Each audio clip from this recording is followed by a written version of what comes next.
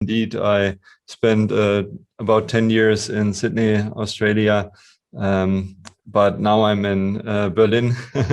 I just have the poster on the wall to throw you off a little bit, to keep your minds engaged. Yeah. No, this was actually the kind farewell present, one of the farewell presents from my former team in Australia. And indeed, we started doing research on blockchain around about the time that the Ethereum mainnet went live, so mid 2015.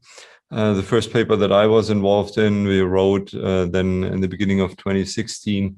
And since then, we published quite a few papers on there. And so today I want to, and actually also a book, this one, which I will talk about in a moment. So this is called Architecture for Blockchain Applications.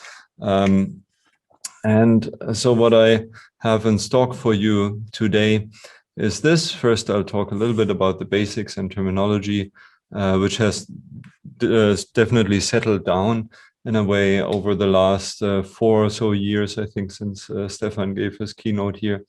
Ironically, now I'm located 1 floor above Stefan Tai, so his office is right below mine. But of course, when I started this work, I was again in Sydney, and I only came to Berlin about 1.5 years ago. Actually, getting close to 2 years now. Sorry. Okay, so we'll talk about the basics and terminology for a little bit, and then designing and developing blockchain applications. Then, given the focus of the conference, I will also talk a little bit about blockchain and services.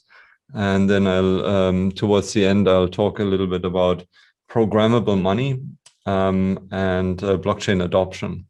So programmable money is a new concept, and we'll get into that in a moment, because some of the other content I've written about previously, but programmable money not so much. The keynote paper is actually all about programmable money. So that's the content of the paper and the content of the presentation don't fully align. But I'll point you to other sources throughout the talk if you want to read more. Okay, so let's start with preliminaries and definitions. So I won't go too much into the details, but one of the core aspects about blockchain is that it is often used to replace centralized trusted authorities. Right? So if 2 organizations in the traditional world